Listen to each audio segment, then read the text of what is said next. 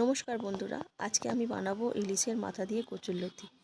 বিনা মশলাতেই এটা এত সুন্দর হয় খেতে যে কি বলবো। তো এটা বানানোর জন্য প্রথমে কচুরলতিগুলো আমি ভালো করে পরিষ্কার করে ছাড়িয়ে নিয়েছি। এবার কড়াইতে সামান্য জল দিয়ে একটু নুন আর অল্প হলুদ দিয়ে আমি এটা ভাপিয়ে জলটা ফেলে দেবো।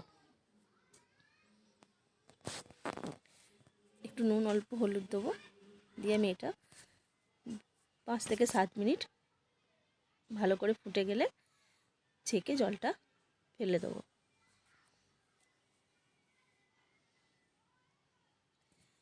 দেখুন এটা ভালোভাবে ফুটে গেছে আর সেদ্ধও হয়ে গেছে। এই জলটা আমি ফেলে কড়াইটা পরিষ্কার করে নিয়েছি। এবার ওই কড়াতে আমি একটু তেল দেবো। এবার ইলিশ মাছের মাথাগুলোতে অল্প নুন আর হলুদ মাখিয়ে মাথাগুলো ভালো করে কড়া করে ভেজে নেব।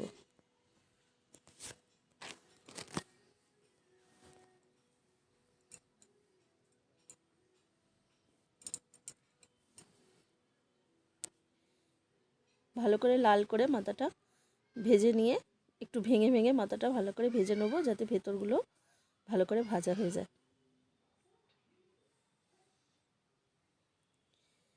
এটা গরম ভাতের সাথে খেতে এত ভালো লাগে যে আর অন্য কিছু দরকার লাগে না। দেখুন এই মাথাগুলো ভালো করে ভেঙে নিচ্ছি। এবার ওই তেলের মধ্যেই আমি সামান্য একটু কালো জিরে আর কটা কাঁচা লঙ্কা ভেঙে দিয়ে দেবো।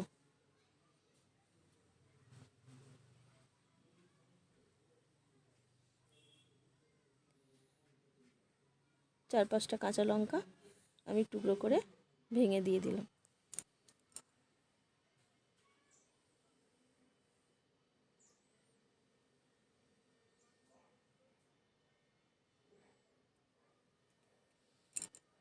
এবার আমি লতিগুলো, সেদ্ধ করা লতি ওর মধ্যে দিয়ে নাড়ব।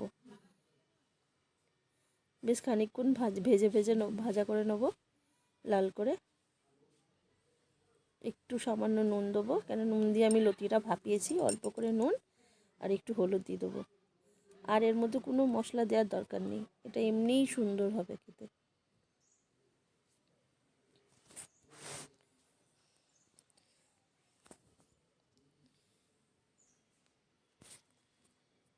এবার ভালো করে ভাজা হয়ে গেলে সামান্য পরিমাণ আমি জল দেবো। এই সময় একটু জল দিলে লতিটার সাথে মাছের মাথাটা ভালো করে মিশে যায় আর বেশ মাখা মাখা মতো হয়, আরও সুন্দর লাগে এটা ভাতের সাথে খেতে। একটু চাপা দিয়ে দেবো, মিনিট 5 চাপা দিলেই এটা একদম তৈরি হয়ে যাবে। দেখুন জলটা টেনে নিয়েছে। এবার আমি তেলটা ছাড়া পর্যন্ত অপেক্ষা করব। তেলটা ছেড়ে এলে আর ভালো করে খুন্তি দিয়ে আমি লতিগুলোকে ঘেটে ঘেটে দেবো, যাতে মাখা মাখা হয়ে যায়। ভালো করে ভেঙে ভেঙে মিশিয়ে দেবো। জলটা সম্পূর্ণ শুকিয়ে গেলেই এটা রান্না হয়ে যাবে। কেউ অল্প চিনি দিলে দিতে পারো নামানোর আগে, আমি চিনিটা দিইনি, আমার এমনিই ভালো লাগে। হয়ে গেছে, দেখুন জলটা শুকিয়ে গেছে। এবার এটা আমি নামিয়ে নেব।